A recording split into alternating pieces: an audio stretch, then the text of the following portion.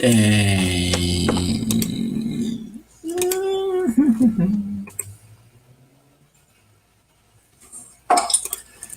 all right.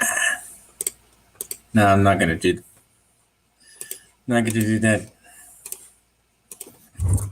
I might be. I might get copyrighted if I do the Matthew McConaughey. I know it's stupid, but god damn it. All right, all right, all right.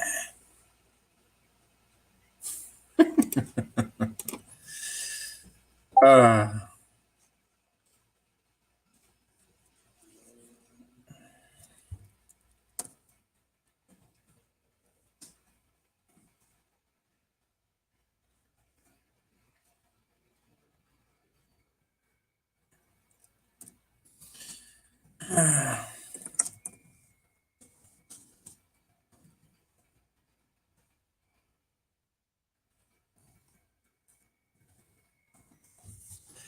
anyways, how are you, boys, girls? Rainbow flag. Because I don't know. I know that they have like the plus, so I don't want to miss anything, and everything is in the rainbow flag that they carry. So you know. Anyways, today's stream is going to be about how good writing inspires other good writing. Hello, Irish boys, gals, Irish people. Let's just say Irish people. I think we can actually have a conversation without using the his, her, she, his pronoun, right? All right. Anyways, how can good writing inspire good writing? Well, as you remember, folks, from last stream about how bad writing can actually hurt your audience. In a sense of way, you can actually, um, from that, you can create good writing because you're like, okay, let's poke the holes more. Let's let's actually cover the plot holes here in a better structured way. You know, like Gerard said on last stream, hey, the developers of Dragon Age had all this lore written, and when they were making the games, it's almost like they forgot about it. So what do? You actually fans that are in love with the games, they're gonna decanon, even though it's canon, but from their own fan base, they're gonna decanonize those games. For as much as they exist, they're just like, we don't talk about this. Same one of the fighting games that I'm a fan of, that it's Bloody Roar. Nobody talks about Bloody Roar 4 because it destroyed the whole lore that it came with it. Because the story was so inconsistent with from character to character that it actually didn't make sense. It's like they added new stuff, they added new characters. Excuse me. It didn't work. So we don't talk about it. We just stay until the previous one, Primal Fury Extreme. Same if we go TV series and movies, Game of Thrones. Nobody talks about season 8, even though it's there, but nobody talks about it because it's hated. Uh, with movies, I think the movie that we can actually say that it was a horrible mistake. I'm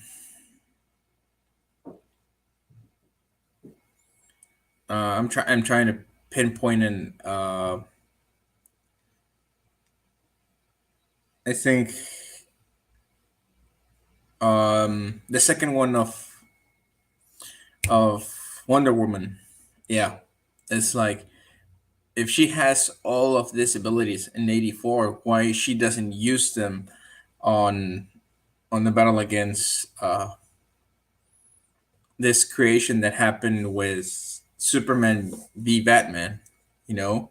And there were some other plot holes over there, and that it didn't make sense about the character. So, in another series, season 6 of House of Cards didn't make sense.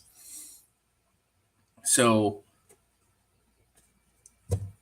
but that actually helps us create good writing. And if we can create good writing, either in video games, series, or movies, it can actually help inspire others and say, hey, he wrote it like this. For example, Mass Effect from 1 to 3. I know the Legendary Edition is out. You know, it has enhanced graphics, mechanics, and all that. But after 3, with the extended ending of Mass Effect 3, there were fan fictions, there were extended endings, altering certain stuff and everything that actually enhanced the story. It's like the fans noticed the good writing that's and said, "Oh, let's extend this universe a little bit more. We have the lore, we know the characters, we know how to make it right." And even though they make it alone, but they post comments sometimes. I've gone through Reddit and Wattpad, and their stories are very good, very greatly written. And it's because they pay attention not only to their audience, but how the previous story was carried on. They don't diverge. If they are going to make a character change, it has to make sense on why they do that shift. You cannot do a 180. It's like, um, let's say Darth Vader in episode 4. He was evil of evil. And then for no reason, just does a 180 and starts helping the rebels. And you're like, how? Why? You know? Um, Disney just, like, going a little bit back on Star Wars. After episode 6, everybody hated the prequels before Disney even bought it. But everybody was loving the extended universe, through comics and through reading novels of what happened after episode 6, the growth of Luke Skywalker, Leia becoming a Jedi. Everything that happened was based on the Star Wars movie, and it was very good writing. And once Disney bought uh, Star Wars, everybody was joking that it was like they're gonna redo the episodes, but musical style, because Disney at that time that they bought Star Wars from George Lucas, which were doing a lot of musicals, so that was the running joke. But everybody was hoping to bring the actors back in order for them to, I don't know, put them in a certain period of time of the extended universe that George Lucas wrote, and from there just make it live action, adjust the takes to actually make a very good continuation of a story. Well, that didn't happen. We got what we got.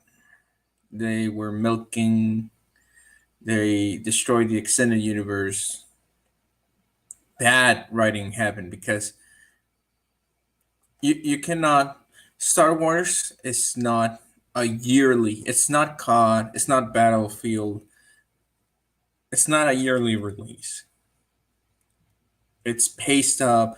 It's like the movies of Mission Impossible and James Bond. It's almost like 2 3 years apart from each other because they write the script, they check if it has any inconsistencies with the other stories. That's why they reset it with Daniel Craig. The whole thing. It was almost like a reset button, even though it's not reset. but it's almost like we hit reset on this and we started. But enough about how bad writing can inspire good writing. Let's talk about what the subject. Good writing can inspire more good writing. For example, well, the one that I gave, Mass Effect. But other franchises in video game history would be Doom.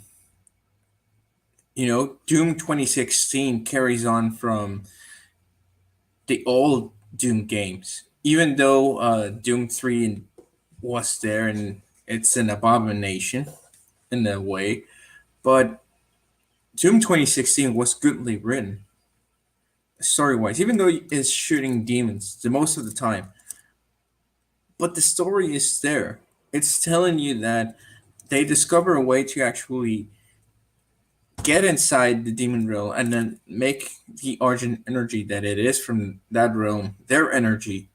But because they were stealing it, the demons were like, you're not doing it again. So this time we're gonna shut you down for good. And that's what carry on to Doom Eternal, you know. And in Doom Eternal, if you explore the whole levels, you actually discover that the writers pay close attention to the whole lore of the Doom guide, of the Doom universe.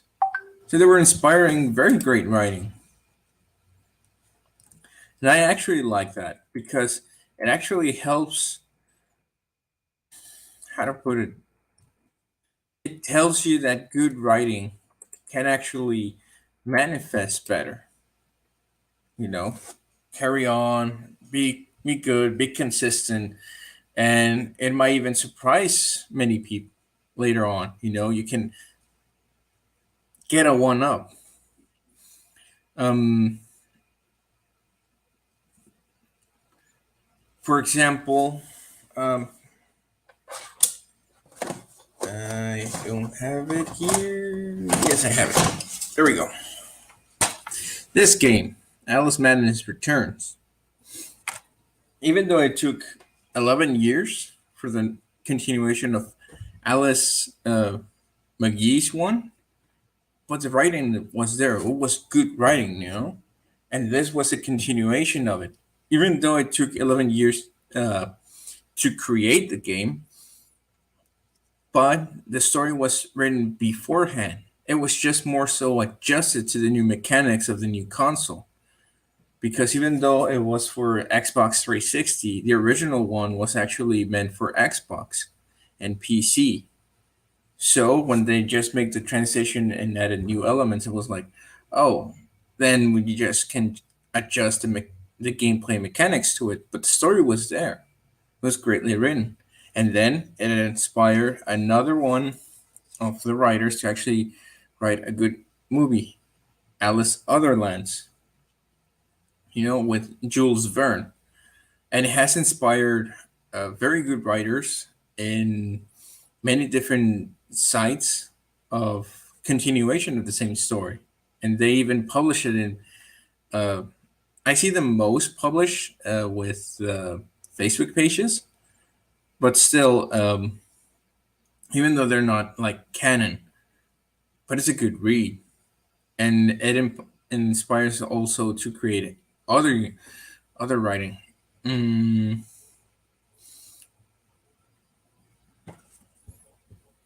Another one, it just came into my mind.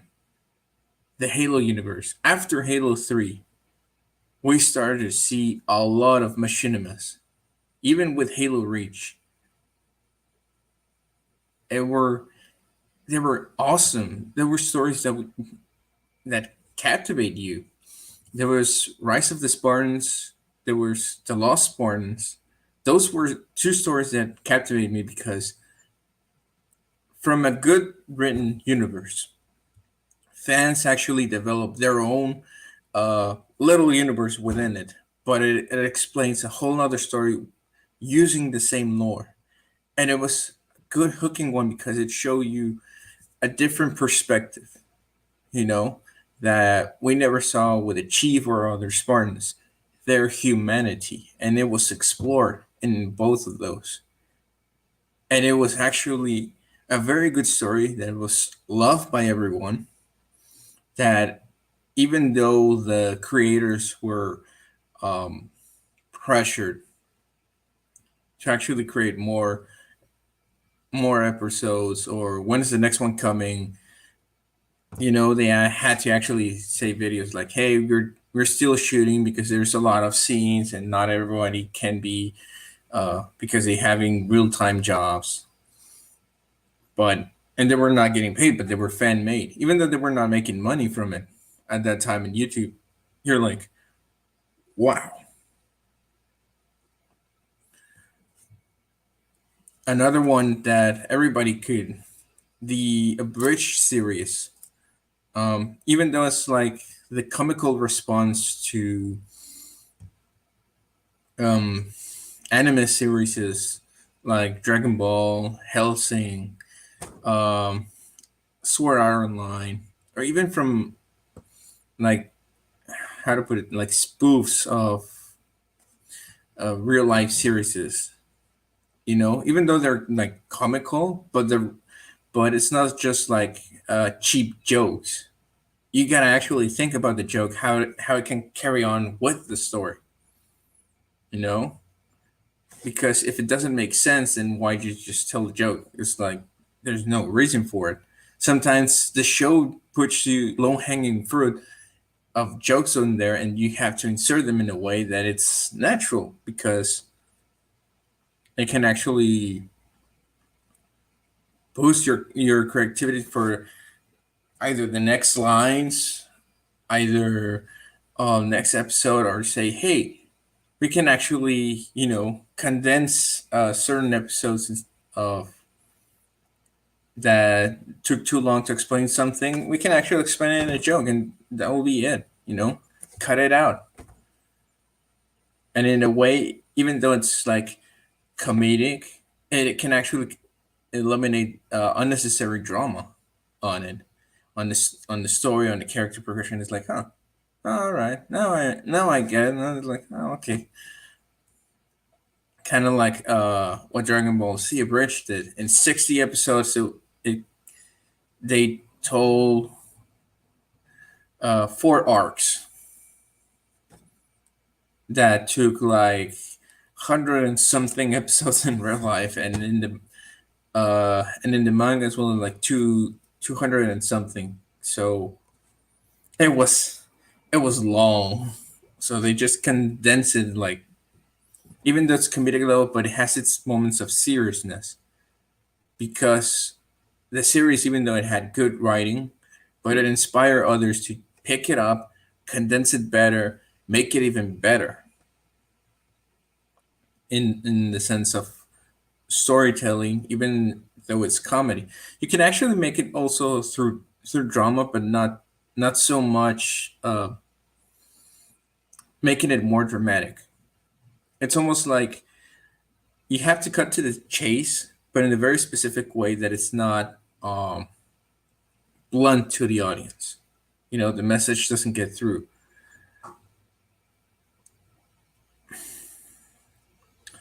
There was this I don't recall what channel did it, but they actually took the the film The Thing from John Carpenter's that they made like a continuation, a thing too, but it's fan made. And instead of just making it like more elongated the periods of peace, it's almost like it was constant, the the mood of who is going to be the next infected. Where's the infected one? What's he going to do? They go out to this um, Arctic base. They recover some dead bodies, but they don't know that they have the this bacteria in it that actually transforms you into the thing. Uh, and it's almost like they cut those pieces of piece, but they made the transitions of what's going to be next so intense that it actually hooks you up. It lasted like half an hour, 40 minutes. I watched it a long time ago. I should have saved it, put it on favorites or liked. Um, I think there was, yeah. Um, oh, what's up? Who is it? Gerard or Thomas? Or is it Mustache Thomas? You got to do another collab. I don't know. Um, you guys want to talk about history? We can. One of two degrees that I have. The other one is on security, civil protection. So, um, so going back at it, we can see that fans can actually carry on this good writing into their own personal ones. And even though uh, they can publish it and not be canon, but there's going to be fan clubs of that writing, those stories that are going to take it as canon. How many writers have taken season 8 of Game of Thrones? Ah, it's fake Thomas. Fake Thomas. You might be the thing, Thomas. How many we have seen that have taken bad writing and created good writing? There's been a lot because fans tend to be pissed when you have carry a story a certain way and then you do a 180. Um, an example in video games that we talked about in the last stream, in the last part, was The Last of Us. Part one was awesome, and it set up for a part two in a certain way, and then you just took that uh, initiative and throw it to the garbage can and wrote a whole different thing. Characters don't resemble the ones to the last one. Not even in the beginning. They don't. In the beginning, it's like, oh, this is Helly, this is Joe, and it's like, and no, excuse me, they don't look, they don't look, they don't feel, they don't sound. Well, they sound the same voice actors, but sounding is like the way they say their dialogue. It's not Joel, it's not Ellie. It's almost like the actors are reading a completely different Joel and Ellie. And that's on the start of the game. That you feel this, you see the characters, and you're like, wait, they're not the same characters that we just left 7 years ago. Well, 8 years now. What's going on? And then you start seeing it throughout the game. It's like, they just grabbed Joel, kill him right away. They made Ellie. I don't want to say it because I don't want to characterize it, but it's almost like they took Ellie and made her uh, a dumbass bitch, as you can say it. No disrespect to the actress that voiced her. I mean, she has done an incredible job in her work, and I know it's work, but the writers, man, what Neil was thinking, no, that's not a way that you do it. You don't. There's been many examples, video games, movies, series, books. If you want to go the other route, manga, animes, on how you can make people fall in love with bad characters. You do it in a specific way. You don't just do it like forcing you to play as the bad character. You're like, no, he's bad. I don't want to play as him. I want to play as the other characters.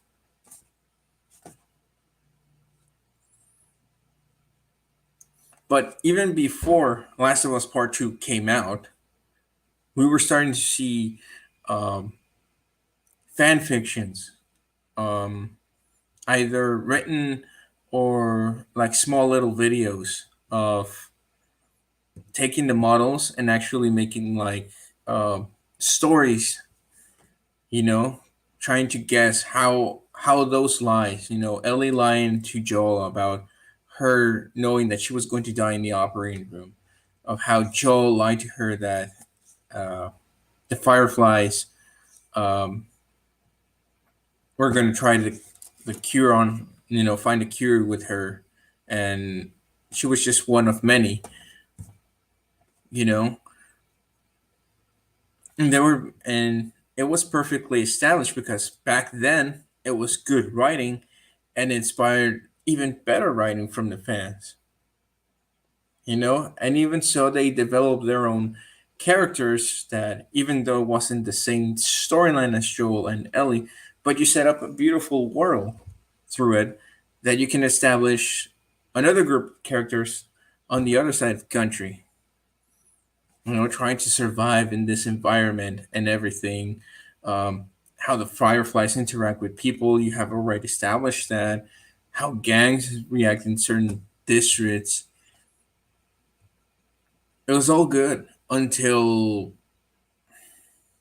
part two came along and just fucked it up. I'ma steal this line from Angry Joe, but I don't care. You don't fucked it up. But anyways,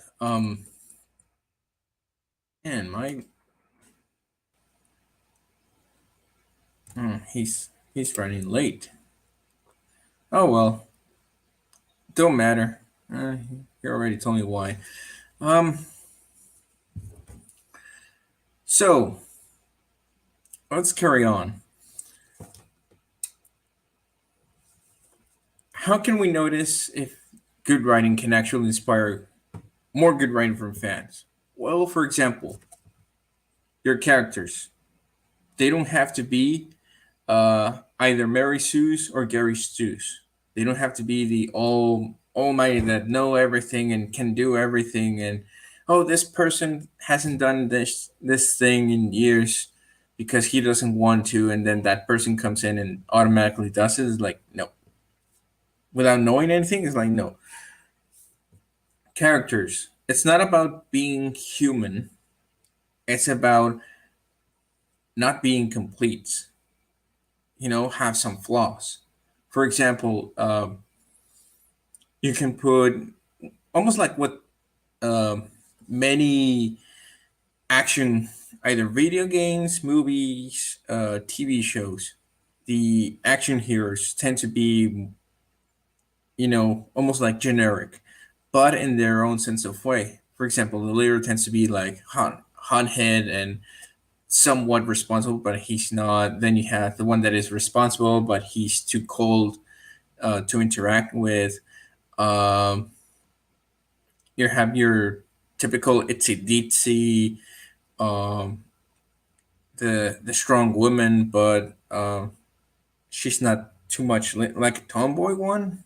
Even though then you got your nerdy one, but he's not so much of action. But at the end of a certain story, um, they have overcome those weaknesses.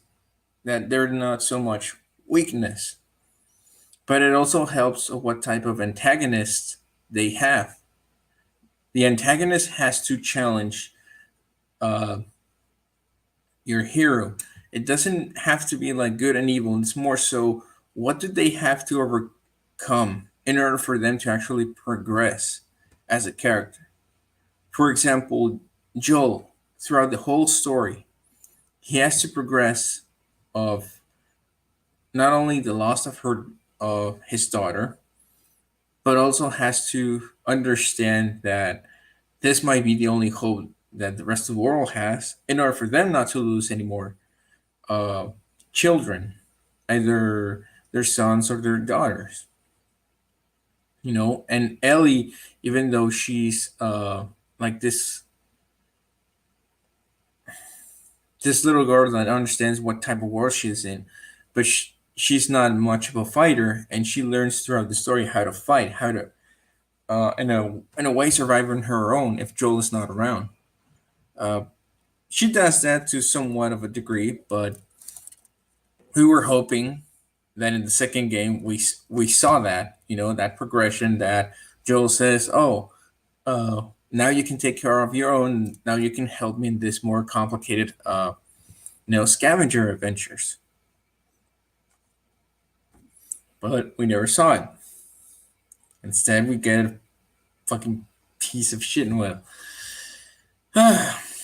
Anyways, that's one thing. You gotta understand the characters have flaws and they're not gods. The antagonist has to be not also the opposite of the protagonist, but it has to carry on a cohesive story behind it. Why is he doing this? Why is he executing? What happened to him to make him become this? In order for you to understand, it's not so much like making him likable, but making him understandable on his motives.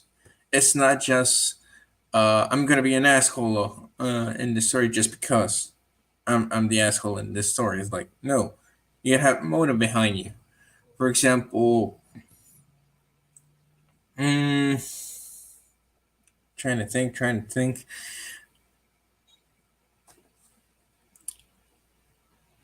He's gonna hate me, but in Call of Duty Ghosts,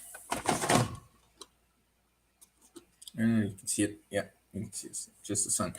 Sorry. Sorry for the lens flare. But in Call of Duty Ghosts, the motive for the Federation. You don't know the motive for the Federation to actually go and invade the U.S. and kill all U.S. citizens. It is not established. They just do it like they do it, like they're assholes. Rourke, it's almost like just because he dropped you to because you were too heavy, almost like fat shame. It's not enough. And even if they break you, it's like okay, and you gotta have a decent reason behind your antagonist for what he does in order for your protagonist to fight against it. Um, I'm trying to think about another one, but it's more so for kids. Bowser.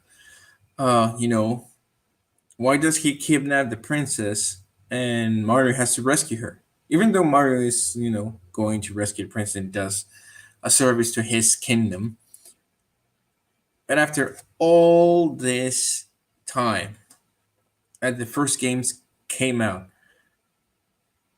you don't know why Bowser keeps kidnapping the princess. Why? It's not just to take over her kingdom, because if it's that, in reality, instead of kidnapping, it's more so you go and kill her. In real life, like you go kill her, and it's like okay. Now you understand why Mario has to take out Bowser. But I don't know. Nintendo owes us an explanation on it. I don't think they're gonna give it to us, but eh. Um, Another baddie in video game that is well written is you might not know this one because it's very old and it's PC. It's a game called Free Space. I played one and two because there's only one and two. They came out in 1996 and 1998.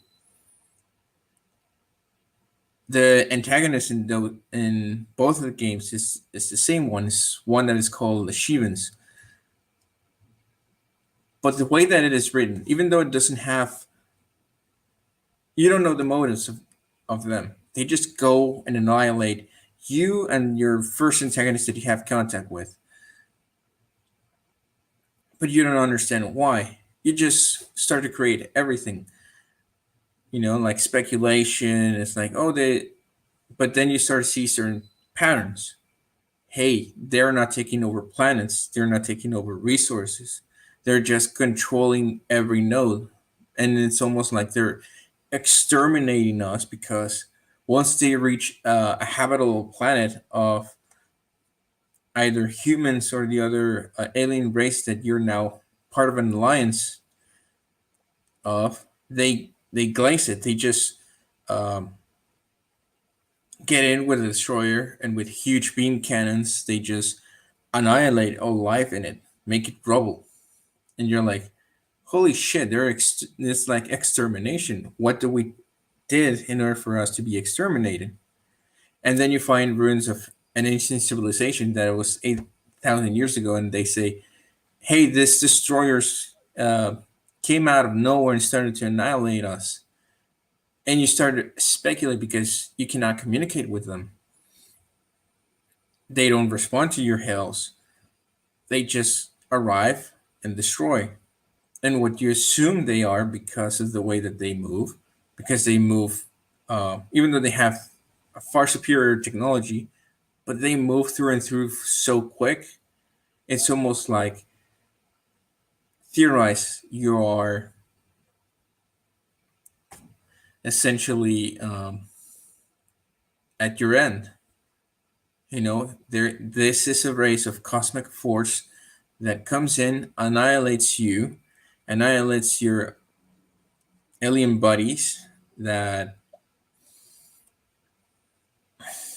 you're allied to, because your very existence harms other life forms.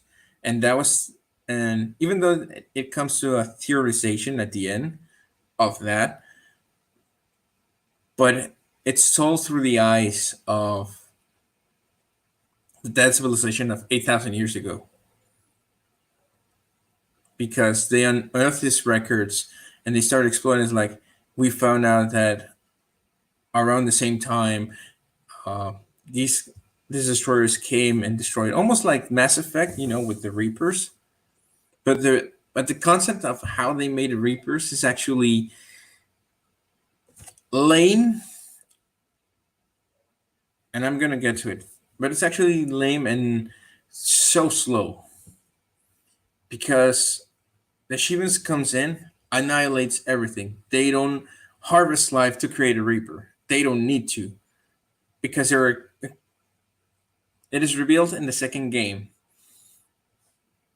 more so, that they're this big of a cosmic entity that can actually create juggernauts that are 8 kilometers long. What is it? The biggest one they have is 8 kilometers long, 4 kilometers tall, like a big rectangle almost, and they have uh, almost beam cannons everywhere, so they can annihilate everything in their surroundings in a matter of seconds.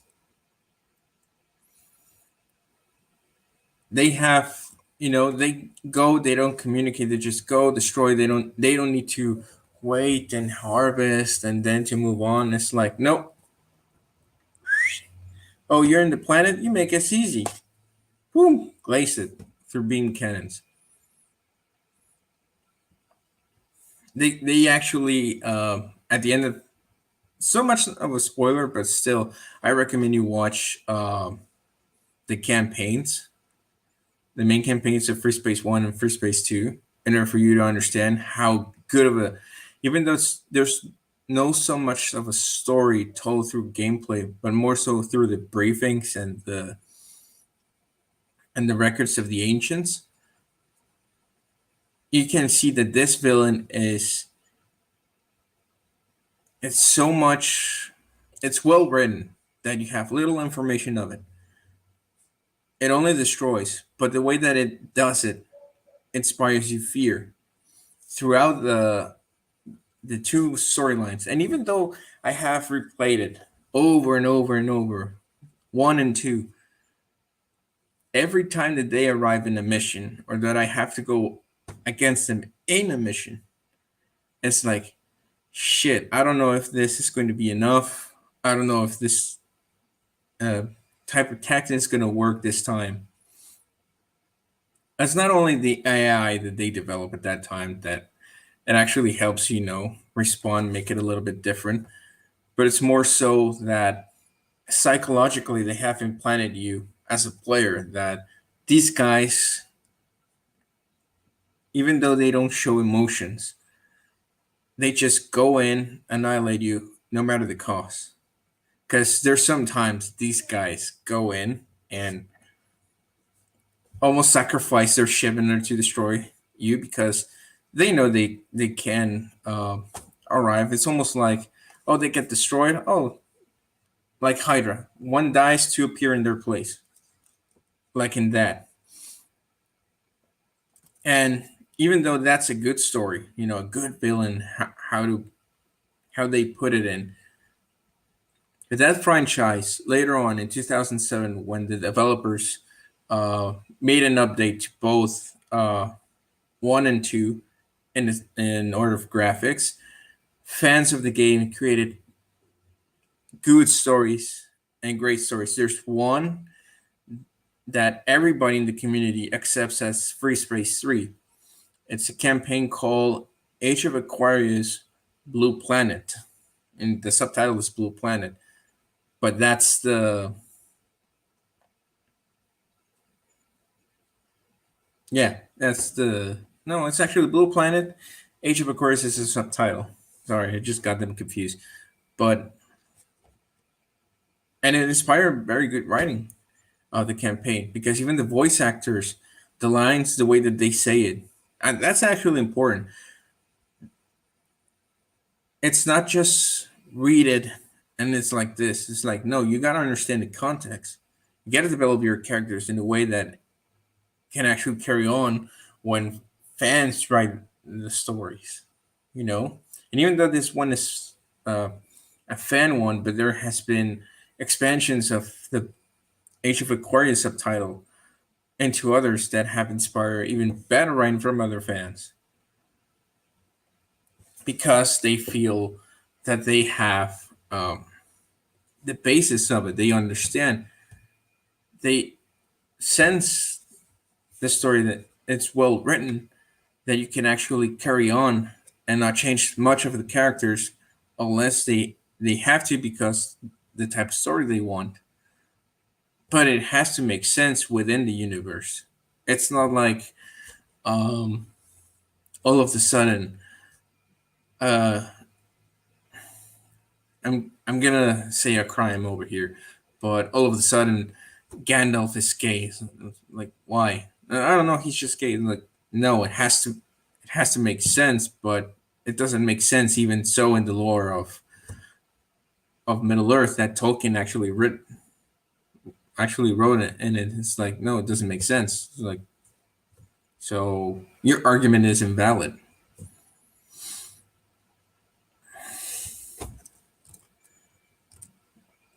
All right, so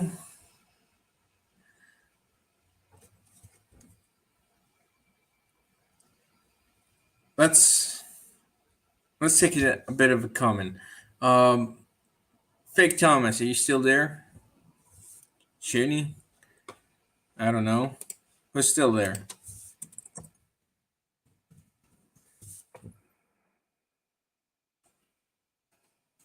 No one?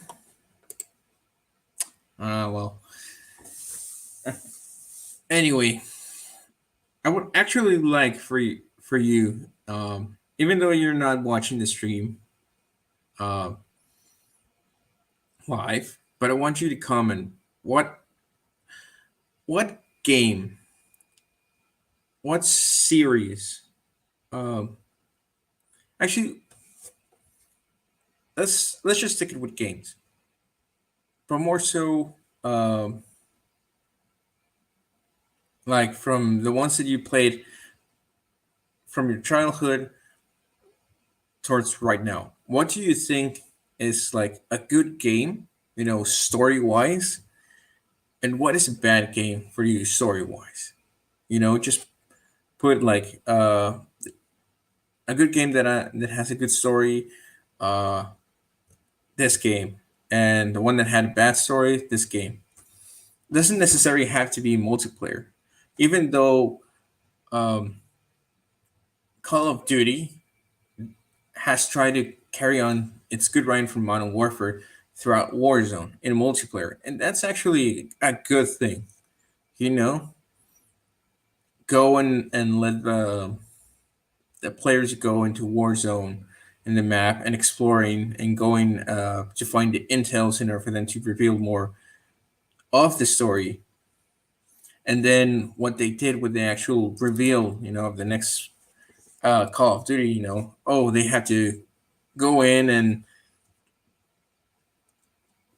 it was well written. The whole live event that they had for, I think it was for a month. Uh, you had to go in at a certain date, watch the tapes and webpage, then hop into Warzone, find this in the map, explore the rooms in order for you to actually understand, get the ciphers, uh, get the codes, start investigating, go back to the webpage. That's a very good written way to actually write a good story, even though it cannot inspire good writing of fans, to create a fan fiction of this event until it's over.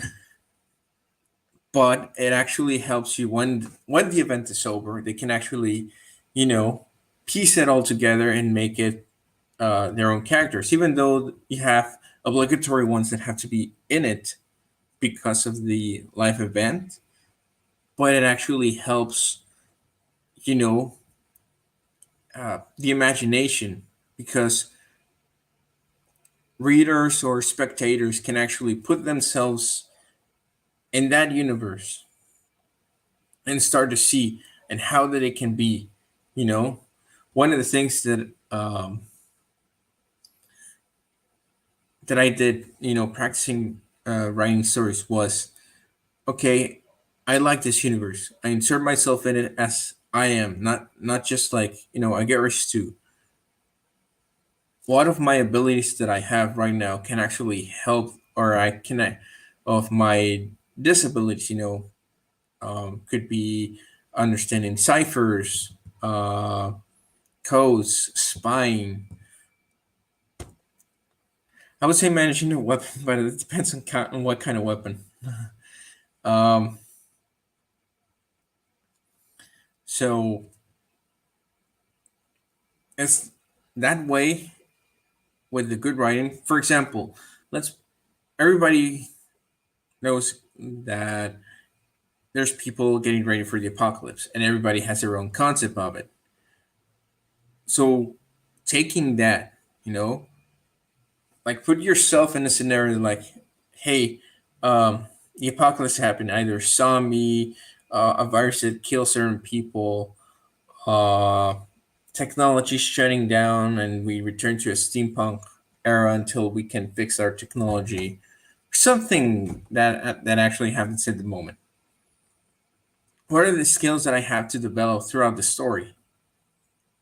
Plus the ones that I have, will they actually help me? Not only survival skills of gathering food, knowing how to use weapons, but also like hygiene, social skills of, if there's going to be like hand signals or clothing signals, because some factions would use like a band-aid, red band-aid, and on the head it's us. If it's on the arm, it's another faction. um, Symbols, you know, and then that can actually help you create a character. Not necessarily uh, you yourself, but you imprint some of yourself in the character or characters you create.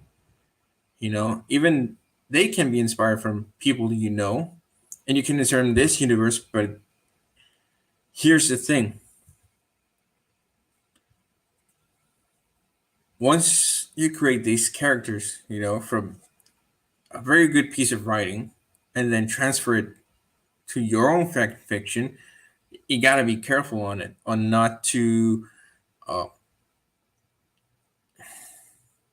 not not only not overthink it, but more so Make it one logical according to the lore established by the writing, and two, don't no Gary Sues, no Mary Sues. It's like, oh, I know this from this and that, and like, no, make them work hard from their disabilities in order for them to actually not be weaknesses by the end of the story. Make the progression make sense in order for them to actually evolve, and don't make it so that it's like fast. No, make it progressive. It's like, oh, I learned how to shoot a pistol. How long did it took you? 2 3 weeks. Even though they say, oh, it doesn't take long. No, it has this technique. You cannot just grab and just shoot and flawlessly. No, it takes its time. You gotta adjust not only the recoil but the sound, the reloads, because you gotta practice your quick reloads in case of you're an emergency. Target transition, accuracy takes time. So make it make it make sense. In the progression from weaknesses to strengths.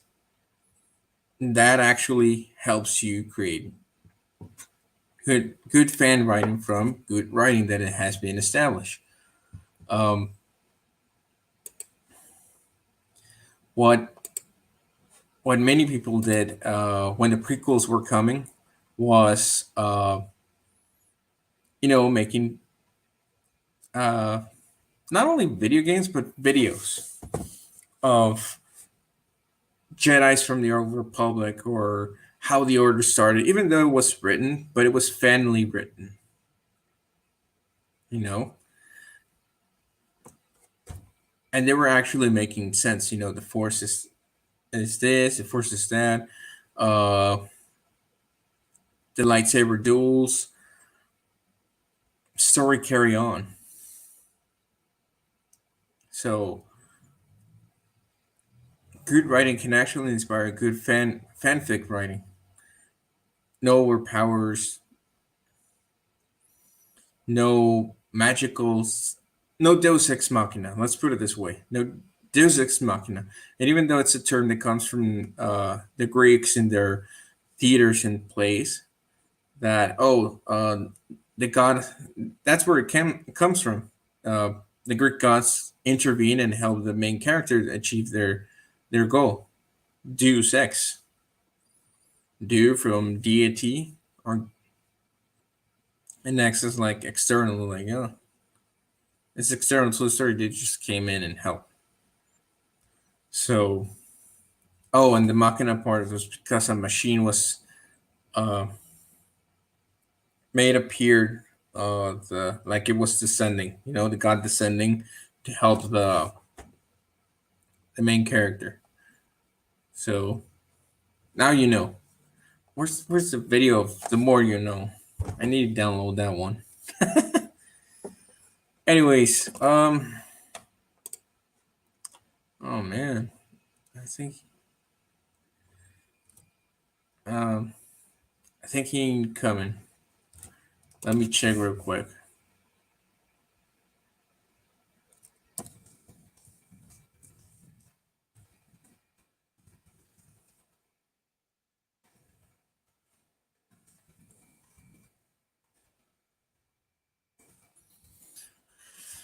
Anyways, so changing up a bit the subject. Lately in movies, we're starting to see and in series is bad writing. I got a question of my friends like, "Are you watching this series called Loki?" And I was like, "No, I don't watch anything from Marvel. Like the last thing that I watched from Marvel was Spider-Man Far From Home." And I was like, for me, the effects are always going to be in point, but the story was just meh, and it had some holes that you can actually poke. For example, you have this guy said it's using 3D illusions in order for him to take over control of Tony Stark's empire. You know, ain't Nick Fury the top agent, and his sidekick are also top agents?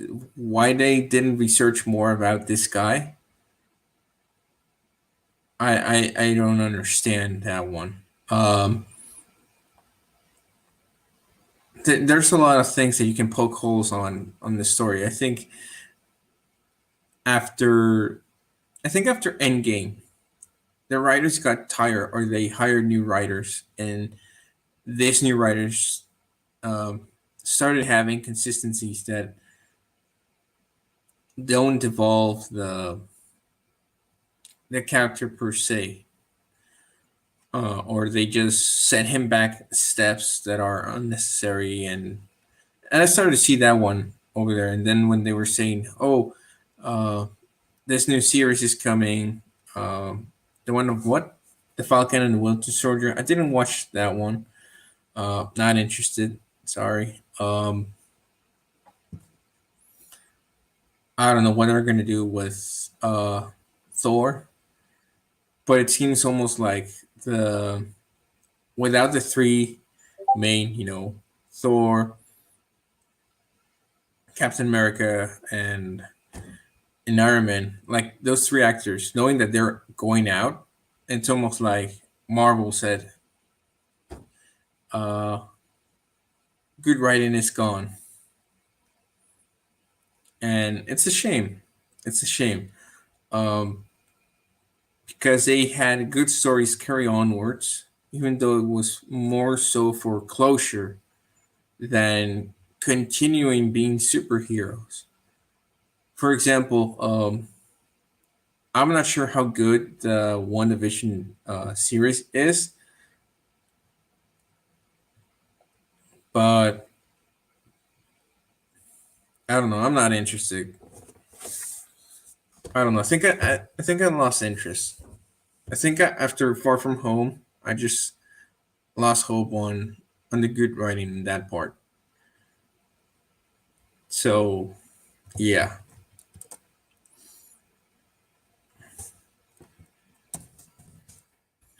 Oh,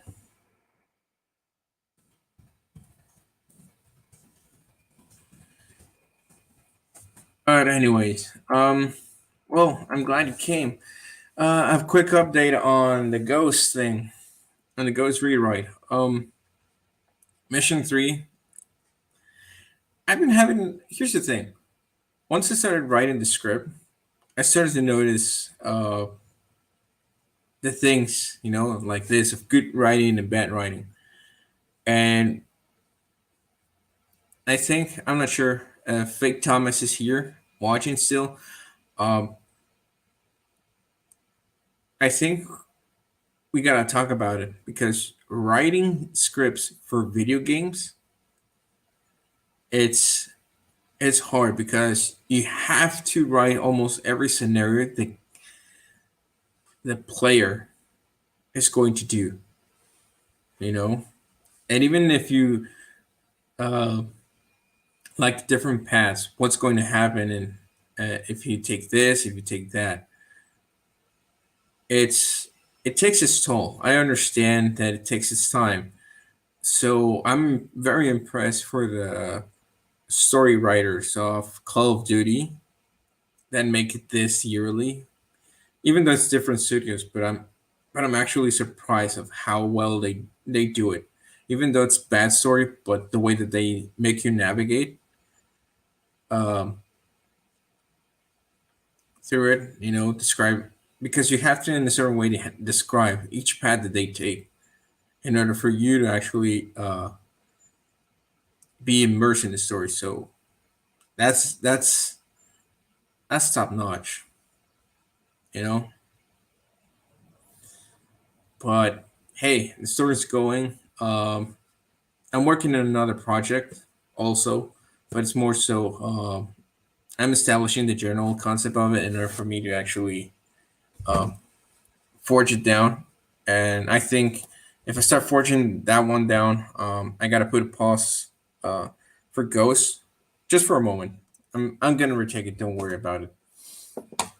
But anyways, um, thanks for coming, and I hope you enjoy. Leave a comment. What was a good story?